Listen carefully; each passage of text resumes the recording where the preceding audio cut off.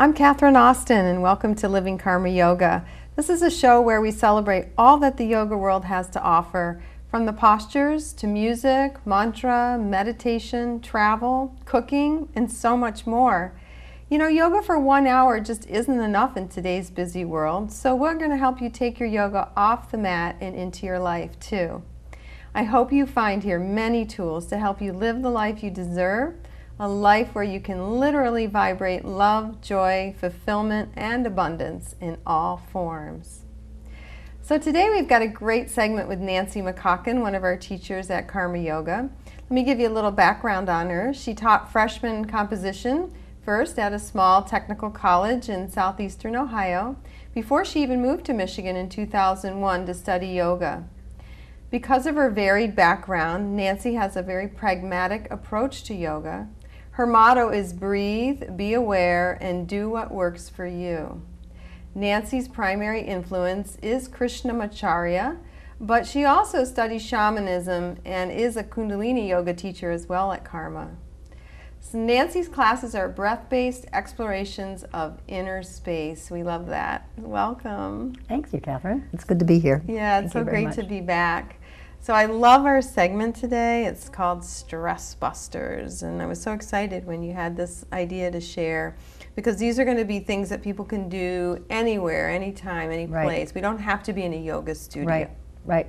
And they are yoga techniques, but they're just somewhat common sense, and at least one of them, and you'll find out which one, has been proven to actually help heal. And there was a famous person who used it to help heal himself from sickness. And one of the things that led me to this is that I looked around at people, and I looked at my children and just looked at how stressful everybody's lives are and how difficult it is.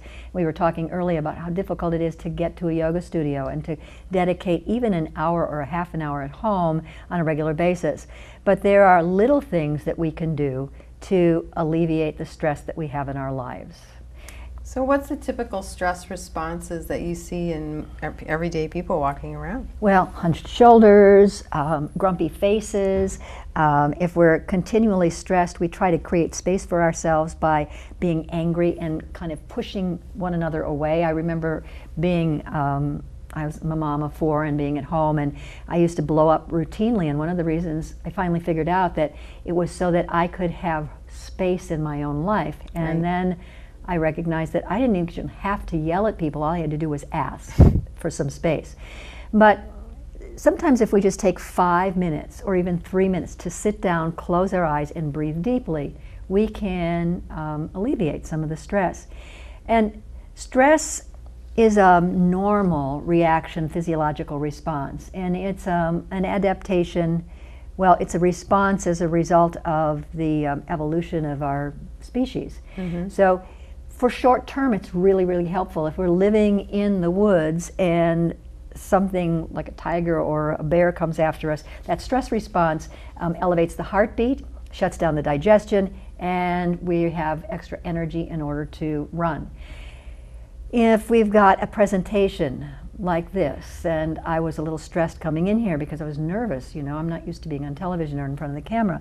So, you know, I was a little anxious. That kind of thing, it's good for performance because it gives us a little bit of an edge. But we live in a culture where there's continual stress, especially now with all the media reports of people dying and the economy the way it is and people worried about losing their jobs.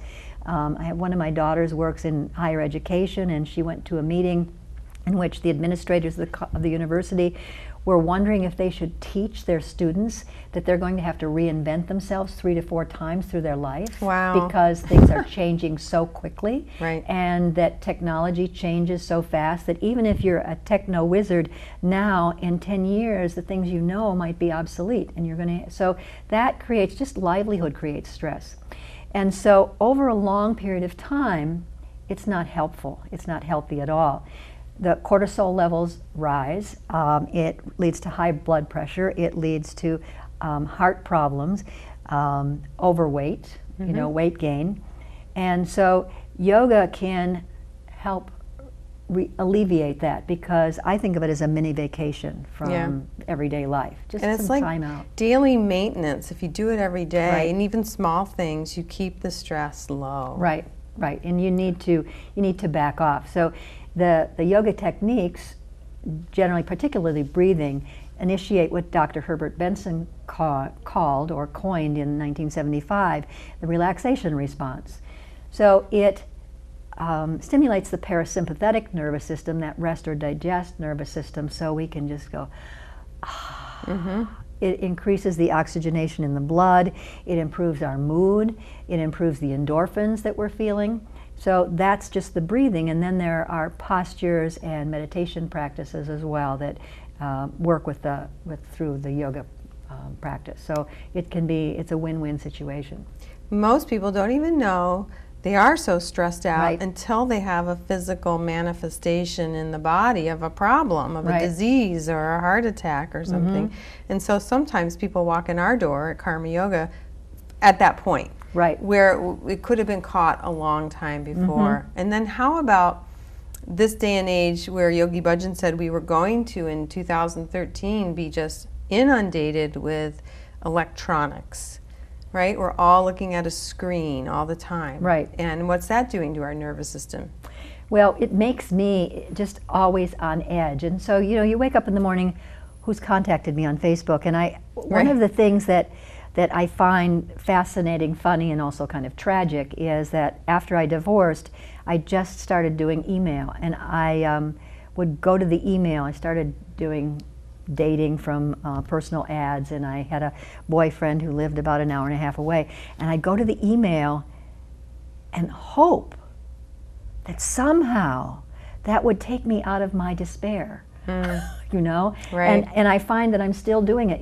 Who's contacted me, who hasn't contacted me, and there's a sort of a general letdown or an expectation that something that's coming in from the outside, from the electronic world, is going to make us happy. Right. And it's absolutely not true. And yet everything we see is, this is going to make me happy, this is going to make me happy. It's all advertising. And so we tend to, even if we're smart enough not to believe it, there's some part of our nervous system that is expecting the We great still like it. goo-goo bird in the sky Right. to drop $1 million or bring the person of our dreams to Right. us. So how is the yoga going to work, like for instance, helping us to be more of the witnesser in life instead of always getting pulled into the drama and trauma? Well, the breath, that rest or digest nervous system, the parasympathetic nervous system slows everything down so that we're not quite so triggered and stimulated. And then in the yoga classroom, we're taught to observe the Right. sensations, okay? So that we're not repressing them, which a lot of us do. We numb out because we don't want to feel, but we're noticing the sensations and the emotions we're experiencing from a place somewhere inside of us that's not affected by them. And learning to be okay with them. Learning to be okay with them. And then Candace Pert wrote a book, Molecules of Emotion. So underlying all of the stress response is the idea, I'm not safe. I'm not safe. So when we move into the rest and digest nervous system, we get this sense of everything's okay. And then we start to change our thinking too. And the more time we spend in that, obviously the more good chemicals and hormones we produce too. And we get comfortable with understanding that we Right. are going to be okay. And that we don't have to get that done, and we don't have to do the laundry right now, and we don't have to take out the trash, and we don't have to call this person right now. It's okay. We just don't have to do it at this moment. So that's how I find that it helps me. And I find that if I sit down, sometimes I'm going so far, and I can feel my inner 2-year-old just going, and I'll go, sit down. It's just like taking my 2-year-old and going, okay, sit. Right. And practicing enough breathing, and it just kind of falls away, so that there's more clarity, and then we can respond instead of reacting to things. So today you're going to take us through some really simple ones that anybody can do anywhere. Again, we don't have to be in a yoga studio. Right. And we're going to focus with postures and movements, right? And then breathing. I'm going to start with breathing. We're going to go to mudras. and then we'll go to a few postures. Okay. Okay? Sounds So good. the first breath, and my recommendation to everybody, is to come forward and sit at the edge of the chair. And I like it to, just sitting on the edge of your chair. Sitting on the edge of your chair implies a sense of excitement. Yeah, well, it wakes you up right away. Right. Like I'm not so. Right. So your Feeling. sit bones are at the edge, and it tilts your pelvis forward. The feet are flat on the earth. So we're going to focus first on tools for releasing. Great. Releasing stress. Releasing stress, Okay. right. And what happens in stress a lot is the diaphragm gets really constricted. I had a friend once when I was teaching at the college, and I had just started practicing yoga, and everybody knew it. She said, you know, I just realized I'm not breathing. Right. So a lot of us hold the breath when we make transitions, or it's kind of like we're waiting for the next shoe to drop and we don't even know it. Right. Okay? So the first one is called a whistle breath, and it's whistle breath because we round the mouth, the lips, as if we're going to whistle. So it's nice, deep inhalation. Actually, let's back up. So we'll close our eyes first and just do some long, deep breathing, focusing on either the breath at the upper lip or the movement of the diaphragm in and out. And everybody should join us right now at Right home now, and do it. right. Yeah. So, and sit at the edge of the chair, close your eyes, and inhale deeply, and exhale deeply. And if you can feel your pulse in your heart or in your throat or in your wrist without moving a hand, use that as a rhythm for the breath, inhaling for a count of maybe 4 or 6 or 8, and exhaling to the same count. Now we won't have time to do this for 3 to 5 minutes, or maybe not even a minute, but those of you at home who are just trying this, just notice as you inhale and exhale and focus on the sensation of the breath that things start to calm down. You might feel a little bit less tension in your neck. Maybe the chatter in your mind becomes more pronounced, because that often happens when we first close our eyes and begin to breathe. But if you continue to breathe, it starts to, in this manner, it starts to release and slow down, and you get some distance from it. Inhale and exhale. Inhale and exhale. Here the inhalations and the exhalations are equal in length, and feel your rib cage expand. Feel yourself lifting. Feel actually an expansion in the rib cage, front, sides, and back, but feel your mood expand. Relax your throat and your facial muscles. Let your eyes draw back into your head. This feels better than a mini nap, really. It's really, really nice. And it's more alert than a mini nap, because mini naps take us down so deeply that it's hard to wake up Yeah, again. you're groggy afterwards. So the second breath creates an exhalation that's longer than the inhalation. And here we're rounding the lips. So we're inhaling through the nose and exhaling a So it's like a quiet whistle. right. And if you want to whistle, it's good too, but I can't, so I don't. And what does this do for the body, like the sympathetic or parasympathetic? This is, all these breathings initiate this parasympathetic, the ones that we're doing now. But this one releases tension in the diaphragm. Great. You may also notice that it tones your pelvic floor and your lower abdominal muscles, because these are secondary muscles of respiration or exhalation, and they you can feel them squeeze lift. up, they lift. And that creates a sense of stability, core stability in the body that feels really, really good. Who knew? And if we were practicing this at home, I'd suggest that you do it at least for 3 minutes, but even a minute periodically can do that. Sometimes when I'm feeling really stressed because I'm really busy, I'll just go and shake my head and Let it out. and hunch up my shoulders and squeeze everything in. And interestingly enough, contracting the muscles helps to release the tension in them, okay? So another releasing breath, or a breath that initiates parasympathetic nervous system response, is the left nostril breathing. So here we're bringing the thumb to the right nostril, middle or rest of the fingers coming up, eyes closed, and we're just inhaling through the left nostril. And why does the left exhaling. nostril create this versus the right? Well, that's a good question. In yoga terminology, it's the moon or the cooling. And I haven't really looked up the physiology of it, but it stimulates the parasympathetic rather than the sympathetic nervous system. Yeah. So I can't give you exactly the But it's the neurology. moon side. It's the moon yeah, side. the left is the moon, Right. the right Which is the sun solar. zone. So that Okay. makes sense. So that you would do at least for a minute. 3 to 5 is preferable, especially if you're really wound up. And if so, you don't stress out about how long 3 minutes is. Set your iPhone timer, Right. so you can close your eyes and just let go, and it'll tell you when you're done. So you're not even watching that. Or just do it until you feel better. Right. That's the best thing. Okay, forget the timer. So another breath release that I really like is to shrug the shoulders and go ha and ha ha and then ha, and that might go into a shrug and a or a Laughing is the best. They have laughter yoga. There is Trust laughter me. yoga, right? Yeah. And this, I can't remember who it was who cured an illness with laughter yoga. Oh my gosh, totally. He watched Three Stooges cartoons Oh, when it was in the hospital.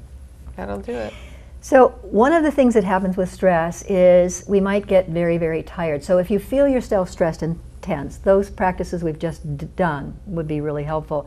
But sometimes we're just tired, and it's a result of the fact that we're stressed and we've repressed the stress, we've repressed anger, and anger's a huge, huge thing, okay? So one of the things to revitalize us, it's not necessarily a stress reducer, but we breathe through the right nostril.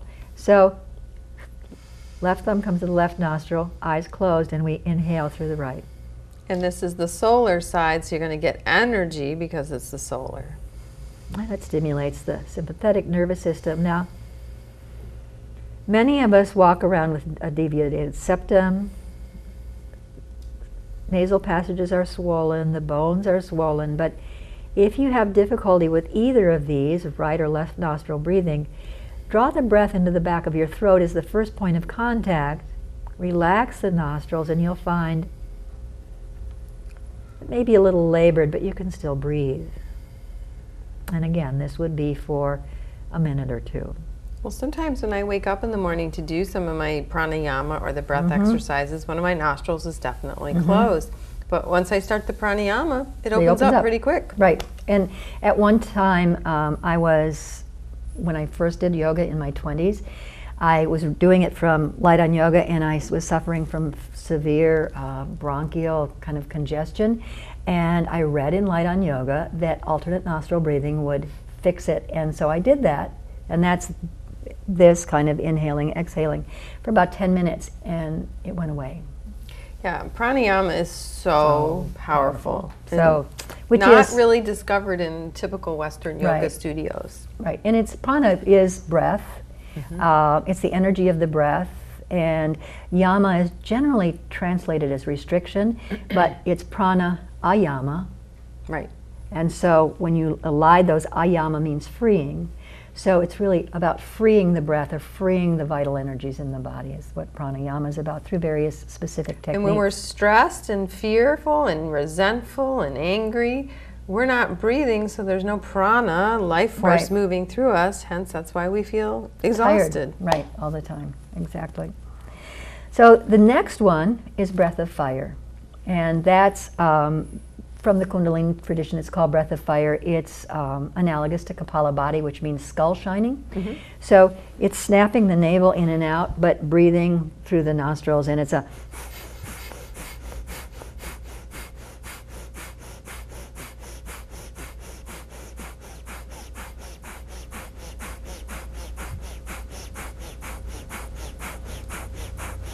Imagine closing your office door and doing this for 3 minutes in the middle of the day when you're really feeling tired and low energy. would be awesome. Yeah, and you don't need to be anywhere but just close your eyes. Right. And the other thing is that sometimes it creates a lightheadedness. So you can make, and we'll cover mudras next time, but you can make a peace symbol with your index fingers and thumbs. Just point down, and that draws the energy out of your head down toward the floor. Okay, so, and then there's breath of joy, which is one of my favorites. And I'm going to have to stand up for that and then come back to seated. So I'm just cueing the cameras. So in this one, and I don't want to hit you. I'll scoot back. Okay, in this one we use a sniffing breath, and it's a 3-part sniffing breath. And I'll do that 3-part sniffing in a ha, so you at home can practice and follow me, and we're going to put it together afterwards. I'll do the breathing first and then the movements. So it's a ha, ha, and let's do it 3 more times together. Ha, ha, ha. And then the arm movements are forward to the sides. We're expanding the chest, forward and up, and then we bend our knees and swing the hands behind us. Kind of just letting everything go, clearing things out. So we'll do this 3 times together for those of you at home. Inhale, exhale, inhale up and down. Inhale, inhale, inhale, exhale. Inhale, inhale, inhale, exhale. And I said 3, but 1 more. Inhale, inhale, inhale, exhale. That's more than a lot of people move in one day, so it's going to totally get the energy moving. And it's really, it's called breath of joy because you get, on that ha, you get rid of everything, and after that you feel joyful. So it looks like this and sounds like this. Ha! Ha!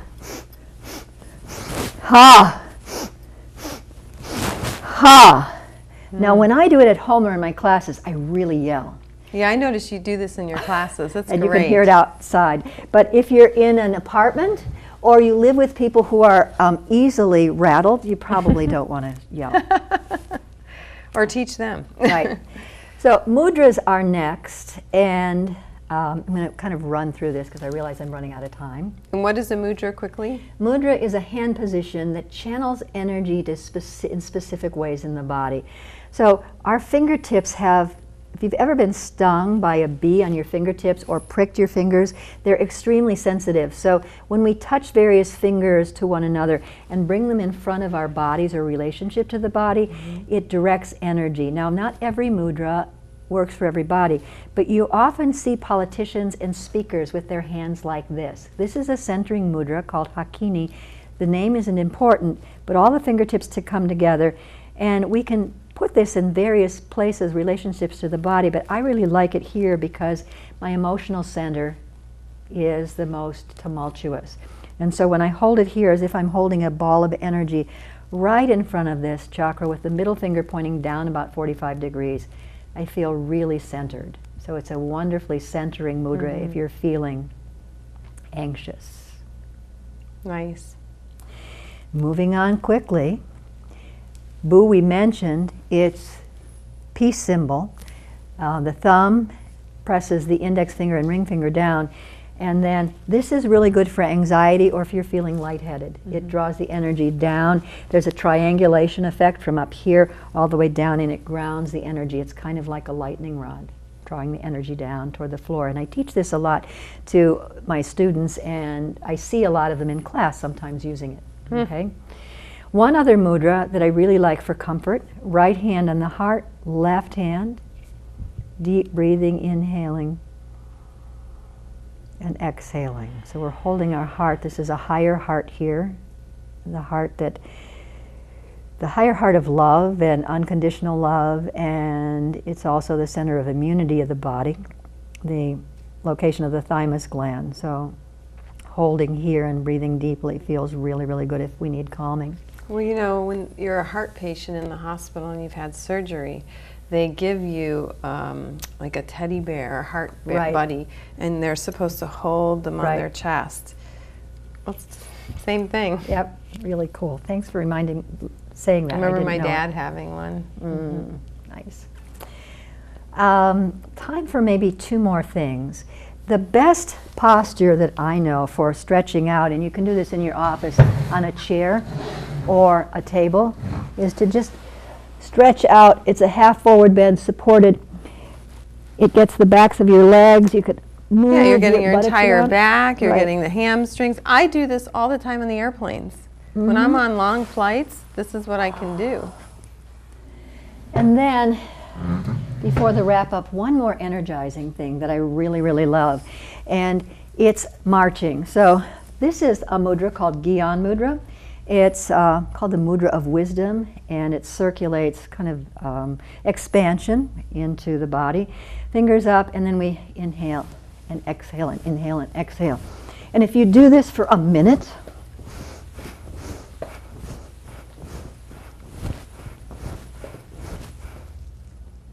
it's very energizing. Very energizing. I work at an eating disorders clinic, once a week, and I have shared that with some of the clients when I work after lunch, when I feel them falling asleep, you know, and all of a sudden they're alert and awake again. So I think it's time for the wrap up. No, we actually have a couple more minutes, so let's just talk about how they can easily get this information, perhaps coming to a yoga class and learning a couple of these techniques that they can take with them, right? Right. Because we don't have to have a whole full hour-long yoga class, but you can learn some of these things in your yoga class and then do them at home. Particularly the breathing. Right. You know, we start every class at Karma, as far as I know, with long, deep breathing. That's a centering practice, because that serves as a transition from the busyness of every day to a more equanimous state of being. Yeah. Too. And then some of the stretching can be adapted to seated posture. This is one of my favorites for opening up the hip. Yeah, great seated hip opener. So there's a pose called pigeon, which you would do in the yoga studio. And this is the same leg position, and it gets deep into the sciatic nerve area, the piriformis, and you know, those of us who sit at desks very often, this is a really good one, both sides. Right. Another is to just lift the arms and bring the arms behind. Get a good stretch there. Get a good stretch, kind of from side to side. And Everybody has time for this. Yep. Or to lift and to twist on your chair. Yeah, I do this anytime I'm in a chair. Inhale back to center. This is me in the airplane. Yeah. People behind me are like, what's she looking at? So these are some of the kinds of things that are really easy to do. And once you come to a class, you'll see that us doing some of these things on the floor, standing, seated, lying down, but you can adapt them. You can adapt them. Yeah, a lot of this can be adapted. And also you'll be able to see this show all the time. You can rerun it. It's also on video on demand, so we can write down these stress busters, which is great. Thank you so much. You're welcome. This is huge. And thank you all for watching. Yeah. Enjoy. So if you want to learn some more about this, please visit us at www.karma-yoga.net and look forward to seeing you on the mat. Satnam. And Satnam.